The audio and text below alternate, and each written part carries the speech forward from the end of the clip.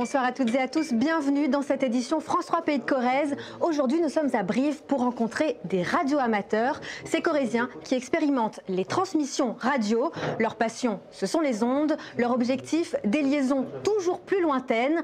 Allez, préparez-vous, on entre en contact avec eux juste après la page d'actualité locale.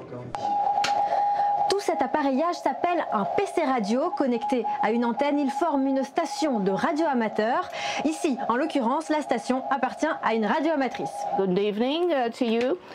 My name is Mo. Tournez le bouton jusqu'à trouver la bonne fréquence. À ce moment précis, Morissette ne sait pas encore avec qui elle va discuter. C'est quand même assez magique d'avoir, comme ça on lance appel et puis une voix qui vient de l'autre bout du monde vous répond. Voilà, c'est quand même quelque chose qui est assez palpitant. Le mari de Morissette aussi est radioamateur. Tout va bien ? C'est d'ailleurs grâce à cette passion commune qu'ils se sont rencontrés. C'est le plus vieux réseau social qui existe. Parce que dès que les radioamateurs ont commencé à exister, ils ont cherché à se contacter entre eux le plus loin possible, dans le plus de pays possible. Donc les contacts se sont établis comme ça, tout à fait naturellement. Alors les réseaux sociaux maintenant, ça fait longtemps que ça existe, hein. Il n'y a rien de neuf.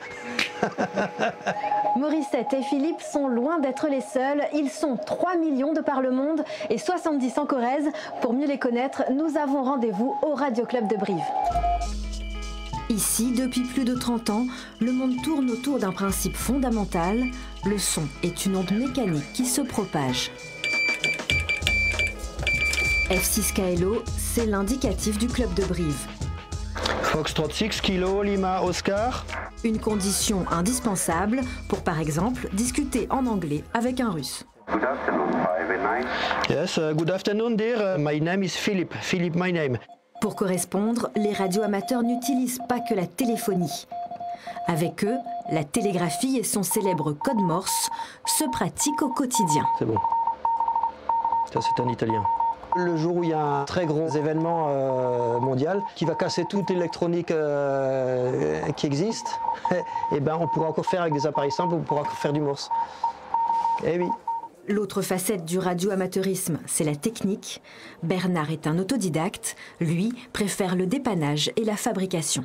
De A à Z, on peut construire sa station, c'est vrai. On peut la construire, on peut construire son émetteur, son récepteur. Ici, ce sont des transistors qui sont là-dedans, dans ces petits tubes. Là, des petits circuits intégrés et que l'on assemble, bien sûr, sur des cartes. Un monde plein de lois de joule et de résistance qui s'ouvre aux nouveaux adhérents grâce à des formations. Ça va, Jackie? Ça rentre? Tout va bien? Oh là, c'est dur, hein? Le club est aussi un lieu de défi et d'expérimentation. Avec cette installation Terre-Lune-Terre, par exemple, tout radioamateur éclairé peut se servir de la Lune pour communiquer. Le jeu, c'est d'utiliser la Lune comme réflecteur. La Lune, c'est une boule. C'est pas un miroir non plus, c'est pas une boule parfaite, mais elle renvoie quand même un petit peu des ondes qu'elle reçoit. Cette parabole est l'une des fiertés du club. La prochaine fois qu'elle servira, ce sera pour une liaison Terre-Lune-Terre à l'occasion d'un concours international. Voilà, c'est ainsi que s'achève votre édition locale. Merci de l'avoir suivi. Belle soirée sur France 3.